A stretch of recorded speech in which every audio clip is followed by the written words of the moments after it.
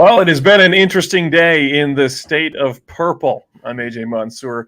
He's Jack Day. This is the State of Purple podcast. Welcome to all of you listening on your podcast network, wherever you found this podcast, and to those watching on the interactive live stream as well. It's been a busy day, Jack Day, as the Minnesota Vikings have cut their roster down to 53 players, and it was one of the more exciting roster cut days. We got the roster right at 3 p.m. There were a couple trades mixed in there. I don't want to go too far before we talk about our sponsor, too, and we're going to get to that 53-man roster, the cuts that they made. But before we do that, Jack, I do need to say thank you to SodaStick for sponsoring the State of Purple podcast, SodaStick and SodaStick.com. You can head over to SodaStick.com right now. Actually, as you know, we're donning our SodaStick apparel. We both went with the Randy Moss Moon. You went with the T-shirt. I went with the golf shirt today. We're in sync today, Jacko. Appreciate that thought there. But they are doing their Week 1 T-shirt is now available. I'm going to pull up an image real quick for those who are watching in the stream. You can see it on the screen here. It's a Green Bay Stinks since 1919 T-shirt. The Green Bay Stinks letters are in kind of a melty cheese font. It's a purple T-shirt, a really cool T-shirt. The reason we bring this up is because they're doing a limited run. You have to order this shirt before 12 p.m. midnight tonight. That is Tuesday, August 30th. The reason they're doing that is because they want to get it to you before that Week 1 game against the Green Bay Packers. So head over to sodastick.com. You can check out the Green Bay Stinks T-shirt. You can put your order in before midnight tonight, August 30th, and they will get that shirt printed and get it to you before the Week 1 game against Green Bay. And as always, Jack, don't forget to put in the promo code KFAN, and you'll save 15% on your order. Jack, cut day. How you doing, man? I'm doing good. It's been a while since I've been on Twitter as much as I've been on Twitter today, but I'm thankful for days like this where we have a social network with I think the Vikings have some really, really solid beat reporters that do some fantastic work. So shout out to all of them for grinding for folks like you and I so we can kind of get this news secondhand. I have been communicating a little bit with the source within that building as well today, trying to pry some stuff out of that select individual as well. I haven't quite got anything too juicy, but I am excited about talking about this 53-man roster because there have been some surprises. I think there were some cuts made that you and I were both kind of anticipating throughout the preseason, and I just started shaking because my dog is laying under me, so excuse me for that. But I'm excited to dive into this and talk about some of these players. And we saw it on draft night with Kwesi Adofo-Mensah, how comfortable he was with kind of moving around throughout the draft process. That did not change at all throughout the final day of cuts, and we saw that regularly with 2 trades now, I believe, and obviously a couple surprise cuts that came with those trades. Yeah, we'll get to those trades in a second, Jack. I'm going to run through the cuts real quick, and then we will talk about those trades.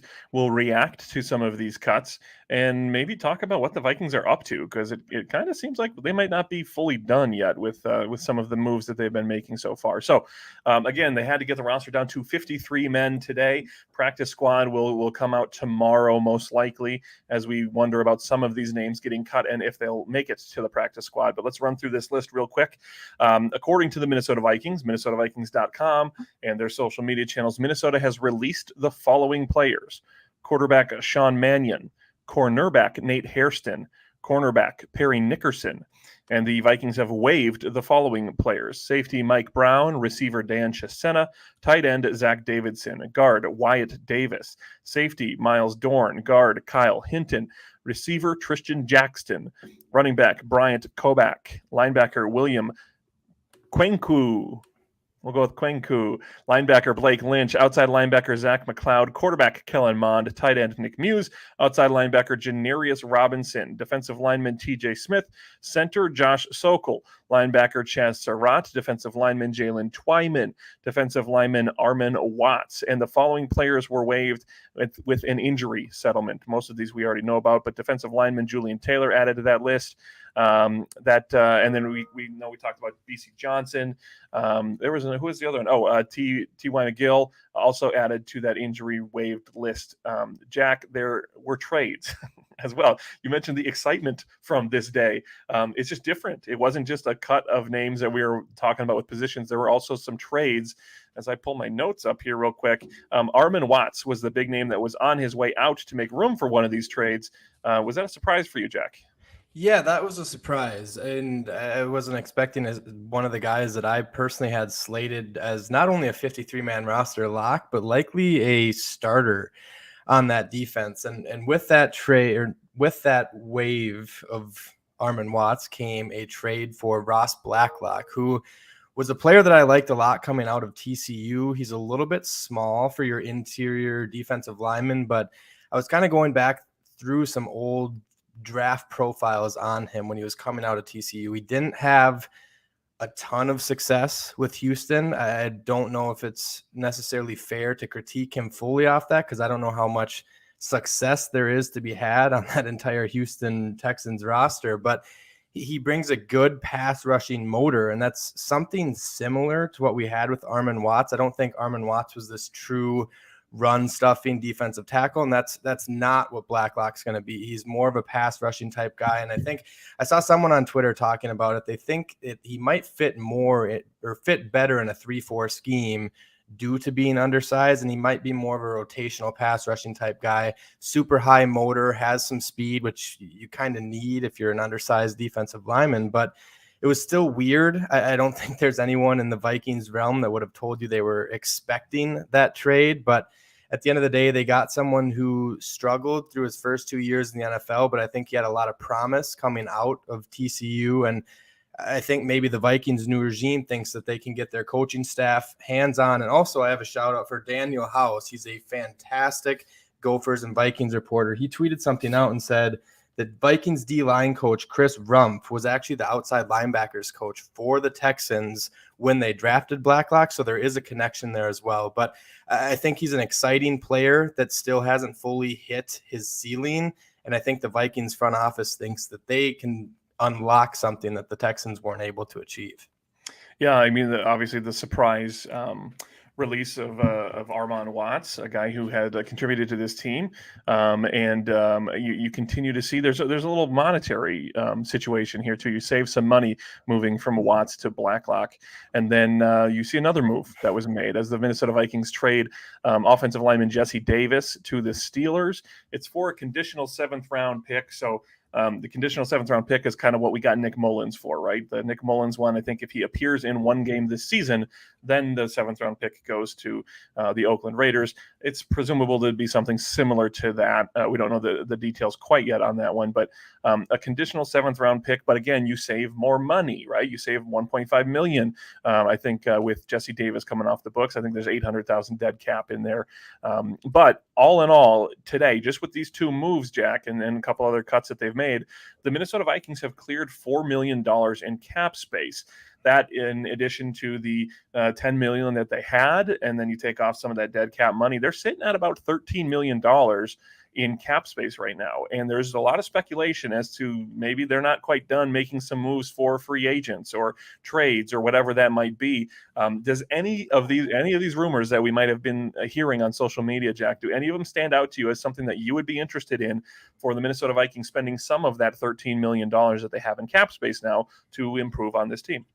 I think so a little bit. I don't know the names per se. I know Jalen Reagor was a name thrown out there. I also saw, again, don't know how true some of these reports are. Don't know if they're from verified reporters even, but there was another one that said the Vikings have been in communication with Odell Beckham Jr. I don't know if you saw that one or not. There's connections there with Kevin O'Connell, being with the Rams last season. But when I was checking in the building, I was trying to figure out what positions they might look at outside of the building, and wide receiver and cornerback were the two that came up right away. And obviously that ties into the Jalen Reagor and the Odell Beckham Jr. stuff. So I think there's another special teams. I know the Vikings fans that are also diehard Gophers fans out there really, really want the Tyler Johnson reunion in Minnesota. Personally, I don't think that's going to happen. And I have all the respect in the world for Tyler Johnson, the wide receiver. But Tyler Johnson, the special teams player, I just don't see it as a fit with the Vikings, because with the Vikings, if they're looking for a wide receiver, I think they're going to be looking for someone that can return punts and probably do more on special teams than just return punts. And I don't think you necessarily get that skill set with a guy like Tyler Johnson. Jalen Reagor, I know he can return punts. I liked him a lot out of college. However, that would just be funny to me if Jalen Reagor ended up being a Viking with the whole Justin Jefferson video that comes up every draft year when Jalen Reagor went right before Justin Jefferson, obviously. But those are the two positions that I think I'd keep the closest eye on. And Ndamukong Suh is another name that's kind of been thrown out there. I don't know if that's been by verified reporters again, or if that's just been the Vikings fan base kind of calling for that. But I think wide receiver and cornerback are the two bigger ones. I could definitely potentially see a tight end thrown in there as well. But at the end of the day, I think those are the biggest two, wide receiver. And it was kind of odd because wide receiver was one of those positions that it had a lot of depth. And some of the players that were released, and then obviously the BC Johnson news being out for the year, that kind of sucks for him, obviously, going back-to-back seasons with the torn ACL. But the 53-man roster is set right now, and right when we're done with the show, it could change again. So I'm not looking into this too much quite yet, but I think there are going to be some changes coming. We'll go through the 53 that do remain. We talked about the cuts. We'll talk about the 53 that remain. You mentioned some of the areas of depth, thinness, weakness, whatever you want to call it, the wide receiver, the cornerback. We heard a lot of rumblings early in training camp about the center position. That's a potential position that they might be looking at trying to bolster, whether you get some depth or you go for a starting line guy. We heard the rumors early on in I guess in training camp, late in free agency, about Ndamukong Suh and him still being available out there. Now you got $14 million. You got enough money to make a move like that if you wanted to.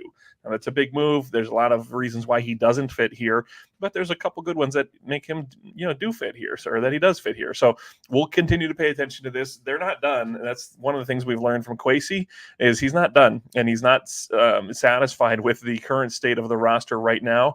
As more of these players get cut, as they figure out who is available from other teams, as they put together their practice squad, there's going to be movement in the next 24 to 36 hours here. So continue to pay attention to KFAN.com, continue to pay attention to Jack and myself on Twitter, and continue to check into KFAN, the radio station, whether you listen on iHeartRadio or over the airwaves, because there will continue to be some movement here, Jack. One of the things that we did notice, Jack, is a pretty distinct shift from the past regime to this current regime. I think, if I'm correct, the number that I saw of 2021 draft picks, now there were like 11 or 12 of them, so there were a lot last year with Rick Spielman, but the number of 2021 draft picks that have been cut from the Vikings current roster, I think, stood at like 6. I don't know if that's moved at all. I think that was 6 players that were cut from the Rick Spielman area. So Kwesi Adofo-Mensah making it very clear that things are different, okay? Not necessarily bashing Rick Spielman, but understanding that the scheme on defense is different, the scheme on offense is different, and there's a different focal point in that front office. What do you read into that shift and those players who are no longer? I mean, there's some. I shouldn't say big names. I shouldn't say recognizable names even, but some players that showed some promise. Janarius Robinson. You have a handful of guys that we thought might be something for this team in the future that just are no more because they're not in the future plans. Yeah, and I think the biggest thing that made me step back from that was it was 3 of the 4 third rounders that they took last year have been waived since this morning. So I think there's a lot of overreaction with this. I think that some of that is rightfully so, but I think the Vikings 2021 draft class could still end up being okay. And I think there's got to be a little bit of a give and take with that. Yes, the Vikings are losing some of these guys that Mike Zimmer and Rick Spielman brought in here, and they might not be a fit for the new regime. But there's a lot of high praise for some of the guys that those guys drafted last year as well. Christian Darrisaw, we're seeing the Raiders. The Raiders just waived Alex Leatherwood, who they took in front of Christian Darrisaw. And now that Christian Darrisaw is starting to get some rave reviews and being, I shouldn't say put in the same tier, obviously, as Trent Williams, but getting compared to a guy that is that good of a caliber player at the left tackle position. Nwangwu is another one. I'm going off just the top of my head here now, but I was having this conversation with some buddies who were overreacting a little bit about the draft class from last year, but Cam Bynum is another one. Patrick Jones the second.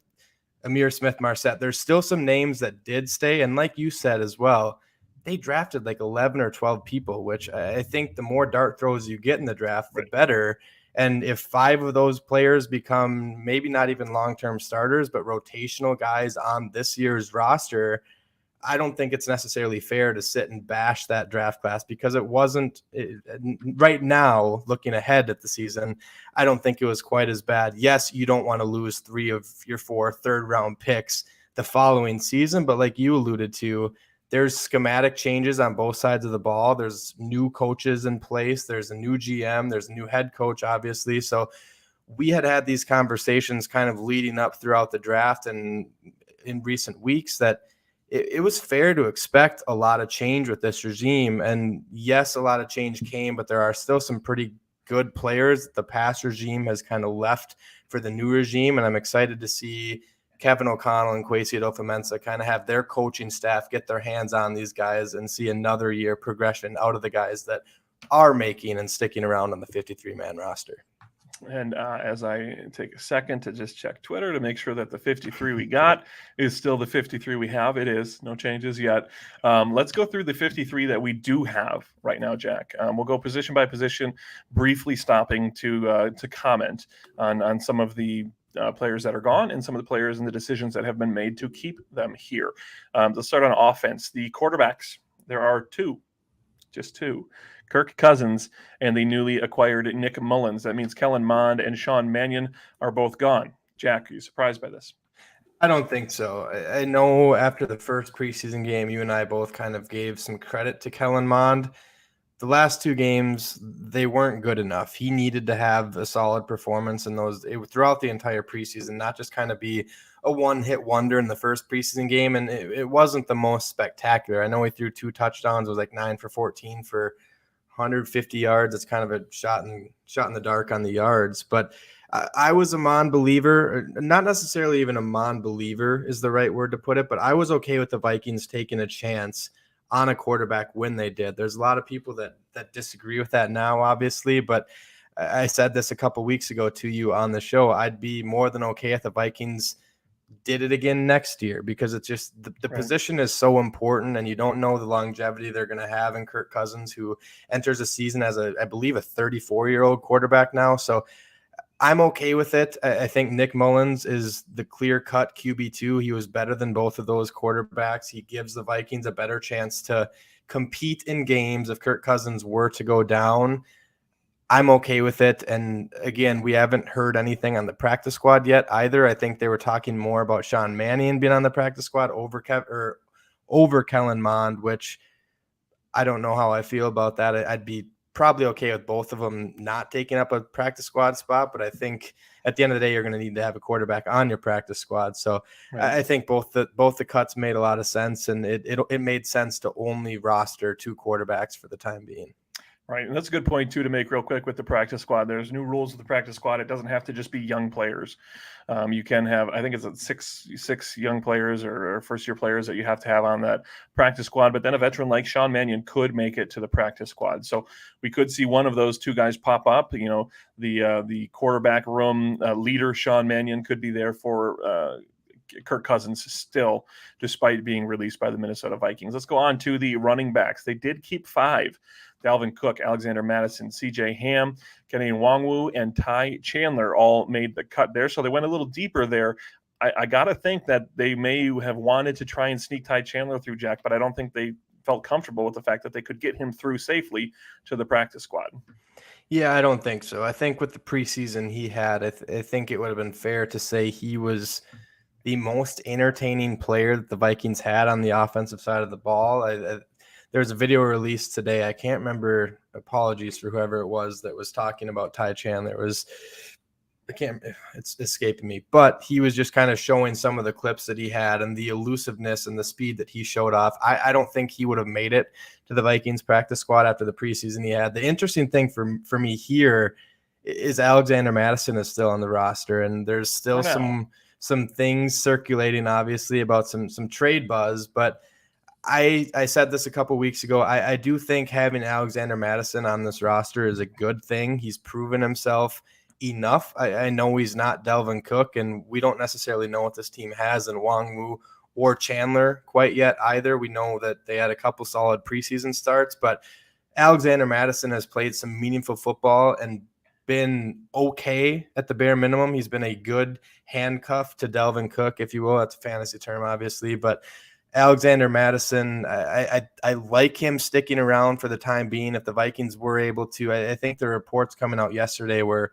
something along the lines of looking for a 4th rounder or something like that. And I don't know if there's teams in the NFL that are going to be trading 4th round picks for running backs. I think the term value is thrown out there so loosely with running backs in today's NFL. And I like the value of having a sure thing at the running back position behind what we've already seen, kind of an injury-prone Dalvin Cook. Obviously, you want Dalvin Cook out there as much as possible, but if he does get banged up, you have someone out there that knows what he's doing, and I think Vikings fans have confidence that he can go out there and get the job done. Yeah, and Madison only has 1 year left on his contract too, so there is almost like a rent-to-player thing. It's a high price if you're talking about a 3rd or 4th round draft pick. It's possible. Again, as the season goes on, running back is one of those positions. None of them are easy to transition to a new team mid-season, but running back might be one that is a little easier, as there's you learn the new schemes, you learn the new offense, and then the rest of it is instinct. It is what you do on the football field. So if there was going to be a transition, we'll have to see. I mean, there could be some potential injuries in the early parts of the regular season that force people's hands to give Kwesi a call and say, hey, what's the asking price for Alexander Mattison? And at that point, they might be able to get that 4th. We'll have to see. But for now, it is the 4 running backs plus the fullback, we'll call it. Wide receivers, Jefferson, Thielen, Osborne, Smith-Marset, Jalen Naylor. No surprise there, really, with BC Johnson going down, some of the depth issues there. Tight ends, there was maybe some surprises here. Irv Smith Jr., you have Munt, and Ellefson, with Zach Davidson being released. Was that a surprise for you, Jack? I was surprised slightly. I think Ellefson, they're different skill sets. Zach Davidson is more of a red zone threat, probably more of an in between the 20s guy too, but I have a lot more faith in Ellefson blocking as a tight end. He's got more of a frame for being a blocker, where I think the Vikings are going to utilize their tight ends a lot more in the passing game. But at the end of the day, the best case scenario for the Vikings in 2022 is not having to play that tight end 3 too often and having a healthy Irv Smith Jr. out there. So I don't think it's overly surprising. And I think Zach Davidson would be another strong candidate for the practice squad as well. Offensive line goes Darisaw, Cleveland, Bradbury, Ingram, O'Neal, Brandell, Udo, Reed, Schlotman, and Lowe. Any big surprises on that offensive line, the way it shook out?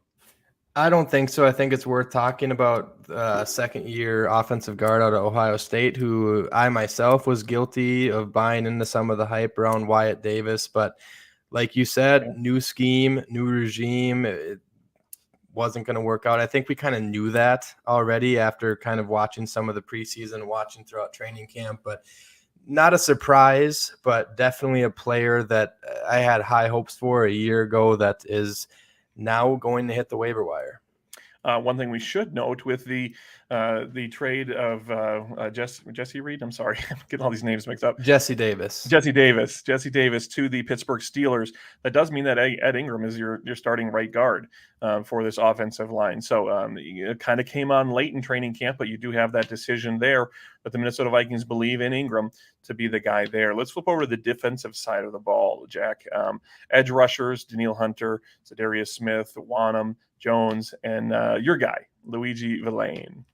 Yeah, I was talking a little bit. I was actually trying to figure out where I wrote the article. I couldn't remember if it was on KFAN.com or VikingsTerritory.com. Turns out it was Vikings Territory, but I was talking about some of my favorite picks from each day of the draft. And then I also included a section, if you will, for undrafted players. And the player that I highlighted was Luigi Villain. He was a pass rusher out of Wake Forest. He had a really good RAS score. It was like 8.65 or something like that. So he's another Kwesi Adolfo-Mensah, like freak athlete, if you will. And I think with Janarius Robinson going and then a couple other guys going, it was like, okay, he has a legitimate chance on making this roster. I think he secured in that third preseason game. He had that interception that Miles Dorn had like a deflected pass, but I was excited. The Vikings were obviously excited. I think they forked over like 227,000. I'm going off memory here from rereading my article from earlier, but it was like 227,000, not million. I think I might have almost just said million there, which would have been a lot of money for an undrafted free agent, but it still is. $227,000 is still a lot of money for an undrafted guy, and getting someone with that type of athleticism and pairing him with pass rushers like Danielle Hunter and Zadarius Smith, who I think can kind of take those guys under their wings and teach them the ways. I think it's an exciting thing for Vikings fans, and I know he was kind of a fan favorite after they did sign him, so it's exciting to see him, for now, stick on the 53-man roster. I dug it up. The quote I saw earlier from Chris Thomas in an article he posted. Colts edge rusher Kwity Paye had chatted in May with Thomason about Luigi Villain, saying that the Minnesota Vikings got a, quote, big steal in signing the former teammate that he had in college as an undrafted rookie free agent. So you have that opportunity there.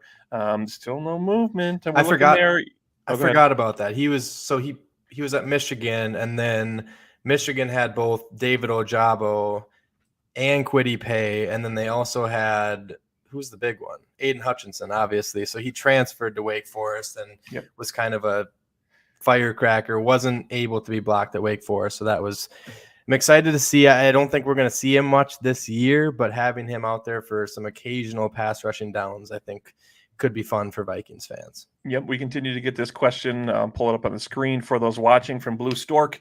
Any news on who they might grab? And he's referring to the freed up cap space. Again, the Vikings cleared about 14 million in cap space. They added added 4 million today. They had about 10 million going into the day. So they do have an opportunity, if they're interested, to bring in some wide receiver for some depth, a center maybe for some depth, or maybe even to be the starter, or maybe a defensive tackle that has big notoriety. So there's a lot of rumors flying around.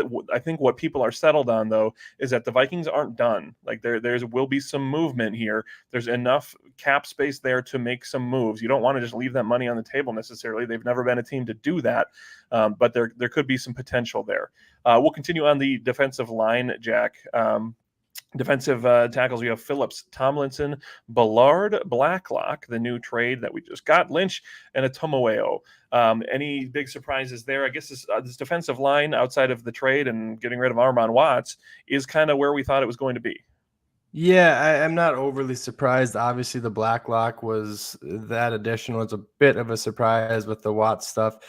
Atomoeo is another one that I shouldn't say it's surprising, but for Vikings fans that are also Gophers fans, for the time being, he is on the roster, and he was the former Gopher. And I haven't heard a ton of his name throughout the preseason, throughout training camp. So it's kind of cool. I think the majority of Kwesi Adofo-Mensah's first draft class cracked that 53-man roster. I think Nick Muse was one of the only ones cut. I could be wrong on that. I'm trying to go through it in my head right now, but how this roster is laid out that I have up right now, it's not the easiest to read, but I think the majority of Adofo-Mensah's first draft made the team, including him, and it's exciting to see, and it's a position that, quite frankly, I don't know who the starter is going to be on the interior of that defensive line outside of Harrison Phillips and Delvin Tomlinson. The inside linebackers, Kendricks, Hicks, Asamoah, and Dye. That's really no surprises there. I know you're excited about Asamoah. Yeah, no surprises. I think Troy Dye, that's a good thing in my opinion. We've kind of been waiting to see that out of him. He had a solid preseason. I still think that position is a little bit undersized, but that's something that it kind of feels like the NFL is going more in a speed direction rather than what it was during the Brian Urlacher and Ray Lewis eras, where it was just kind of the big bruisers on the interior. Obviously, it's worked just fine for the Vikings with Eric Kendricks over the last decade. So I'm excited to see Brian Asamoah and the packages they get him out on the field. I know he got banged up. I haven't really seen anything more on his injury in that final preseason game, but the sideline speed that he brings to this defense, I think they're going to have some packages for him to get out there and make some plays. Maybe not right away, but I could definitely see him getting some meaningful playing time. I don't know necessarily win, but at least a Right. couple games into the season, I think we're going to see Asamoah get some playing time. All right, and we'll end with the defensive backs, the cornerbacks, and the safeties. Peterson, Dantzler, Sullivan, Booth Jr., Evans, Boyd, and then at safety, Smith, Bynum, Scene, and Metellus. Now, Jack, again, I don't think there's any crazy surprises on the back end there for that defense, but it is an area that has been identified as not having a ton of depth. So as you look at the moves that the Vikings are going to make, and I just saw somebody posted the waiver order. Let me pull it up real quick. I think I saw the Vikings were 12th, I believe. 12th in the waiver order. So they'll have a decent shot to go get some players out there to get that maybe change this 53-man roster again, add some depth where they need it. If you were to look at this, Jack, your areas of weakness, if there was one player they're going to go get out, okay, I know we kind of said a couple different ones, but if there was one position where they're going to go out and get a player with this $14 million, with this Alexander Madison trade or whatever it might be, where is the biggest glaring hole that you think that they need to shore up a little bit of depth going into the season? I think it's a center position, and I don't know if it's depth. I think I would like to see an upgrade over Bradbury if that's possible. But I will say something that I personally thought was odd, and this is where I don't think the Vikings are done quite yet at this position, and it's not a depth issue. I think the wide receiver position, the depth looks good. There's a lot of youth kind of rejuvenated into that group as well, but I would not have expected the Vikings to keep 5 wide receivers. I thought they were going to have at least 6 wide receivers on this roster.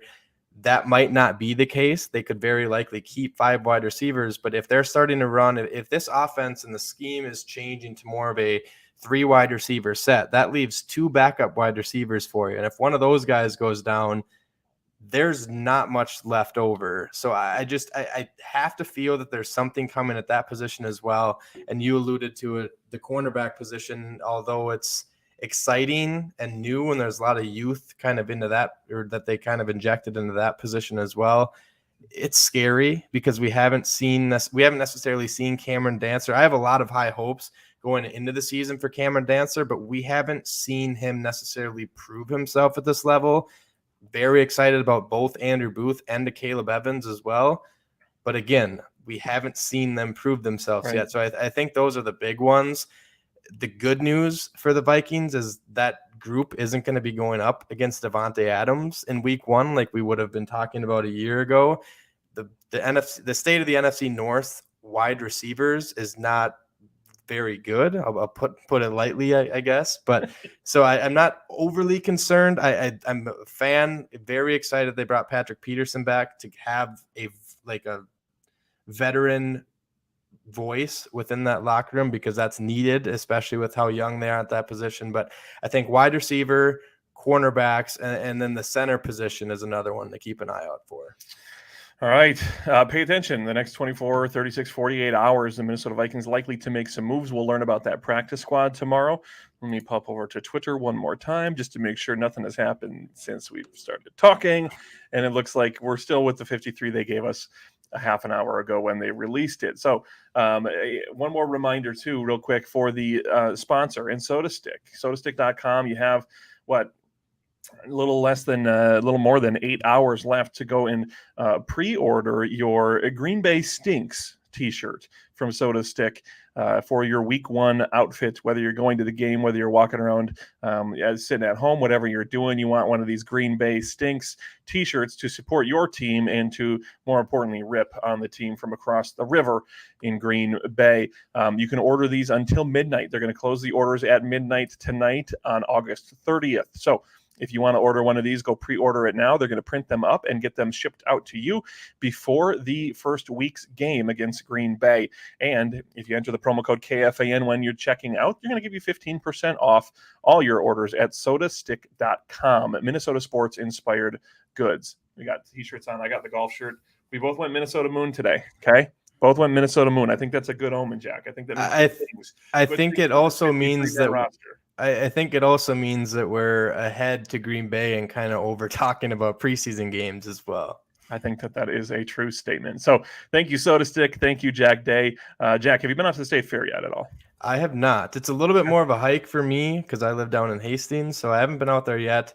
might get out there. It's kind of hard for me because we usually have a family reunion going on throughout Labor Day weekend, which would usually be the weekend that we try to go, but I know the fiance wants Bring to the get whole out there, fam. so we Bring the go up. entire family. We'll just take a day trip down from Danbury, Wisconsin, and bring Do everyone the down. reunion right there at the KFAN booth. If anybody is heading out to the State Fair, do swing by the KFAN booth. We've got a lot going on. We've got some great merch of our own out there. Stop by, say hi, KFAN booth at the Minnesota State Fair. Jack, we're going to be previewing a real football game next time we talk. Unless, here, let me rephrase that. Next week when we talk, because maybe we'll have to do an emergency episode if there's something that drops between now and then. But next week when we talk, we're going to be previewing Week 1 football. I'm going to hear about all your fantasy teams because I know you're doing some drafts the next week or so to finish that up. I've got a couple as well. It's going to be exciting stuff. We finally made it. The offseason, the rosters are set. Across the NFL, the rosters are set. That means it's official. Week 1 is right around the corner for your Minnesota Vikings and for the rest of the NFL. It's exciting times, Jack. Yeah, I'm excited. And we also have some really good, meaningful football on Saturday as well. There's two really good ranked games Saturday. Oregon plays Georgia, and then Notre Dame. What about Thursday night? Oh, sorry. I skipped over the Gophers and, sorry. Jerry Kill's reunion in Minnesota, which we could spend another probably 10, 15 minutes talking about if we wanted to. But I think we talked about with the death. Looking forward to likely losing some more money this weekend like I did last weekend on week 0 of college football. There we go. All right, Jack, you have a good week, a good weekend, and we will talk to you next week on the State of Purple podcast. Hey, if you're listening and looking for old episodes of the State of Purple podcast, go over to iHeartRadio or iTunes or wherever you get your favorite podcasts and give it a like, give it a follow. And then every episode of the State of Purple podcast will be sent to you directly to your phone, your computer, wherever you listen to them as soon as they are recorded.